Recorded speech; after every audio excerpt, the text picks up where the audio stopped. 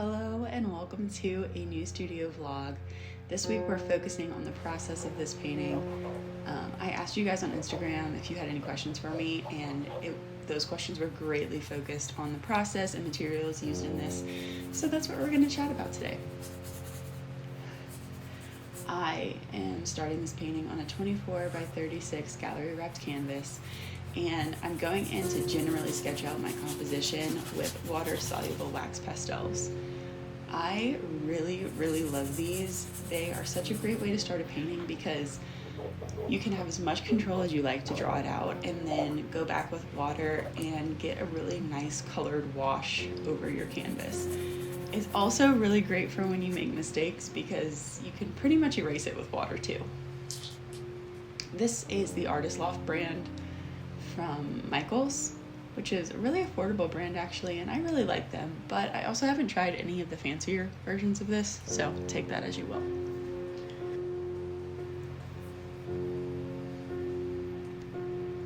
And then as you can see, I am trying to work with a really specific color palette for these paintings. I usually don't limit myself with color at all and use all the colors in the world, but I've been itching for a change, and this seemed like a really fun challenge and just a way to make work that looked a little different. So I went to Home Depot, looking at all the paint samples, and narrowed it down to about 20 that I knew could fit within a scheme that I could mix and match and rearrange to make a couple different color schemes that would look cohesive in a collection. And I got a few questions about the type of paint I'm using. I'm not using house paint. I got, house paint samples, but I'm actually mostly using gold and acrylics. There are a few other random brands mixed in there, just that I've collected over the years, but for the most part, it's gold and acrylics. And I'm using the colors I have to mix colors that are similar to the ones I have taped up on the wall.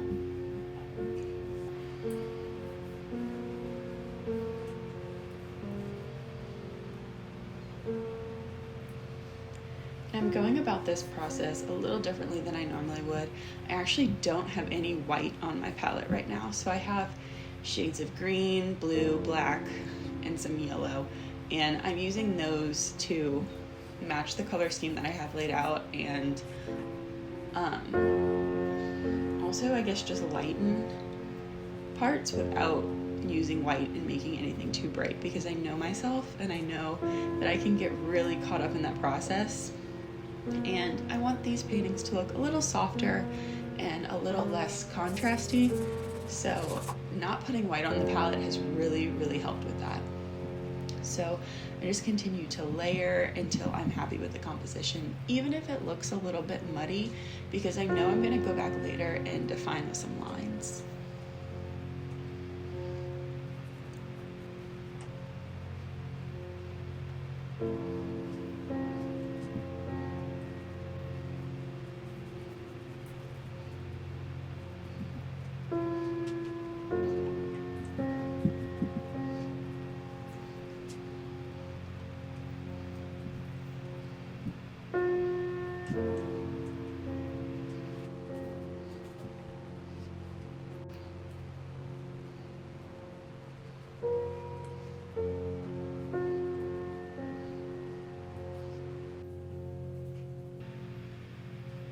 And this is where the white comes in, because I'm about to start working on the flower petals. And as you can see, I'm definitely not using straight white.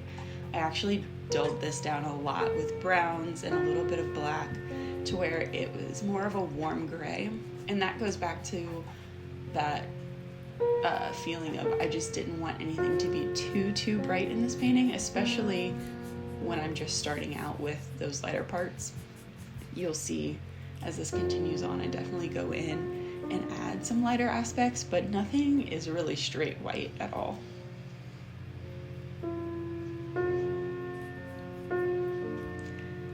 And this is one of those parts that was really fun to adapt to the color scheme I had going on, because this flower in my reference photo was actually like a hot pink, and while that would have been beautiful, it wasn't exactly what I had in my mind.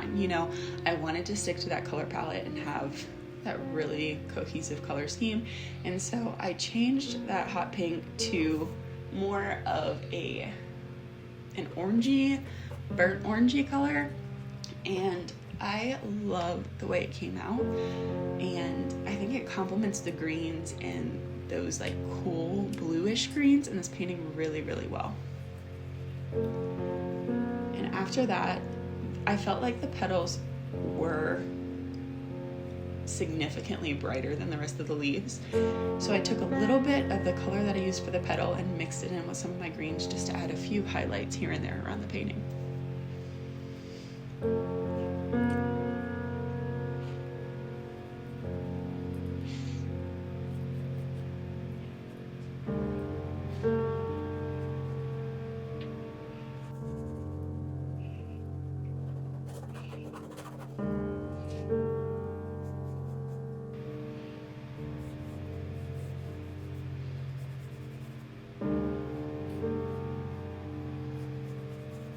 Here I'm going in with a pretty dry brush, not much paint on it, just add a little bit of texture.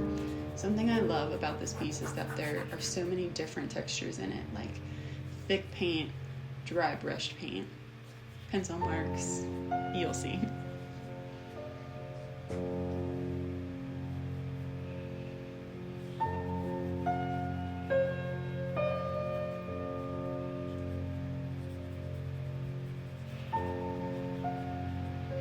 I hadn't planned this painting out too much in advance, so I had no idea what color I wanted to do the background. Obviously wanted to stick to the color scheme. I went back and forth a lot with this because I think these were all really great options, but in the end I decided I wanted it to be more soft and went with this sagey green. And I am purposefully mixing different colors in as I'm painting different sections because I want to see individual brush strokes. I want to see variation in color, and I just, instead of it being a completely solid one color background, I like that there's that variation.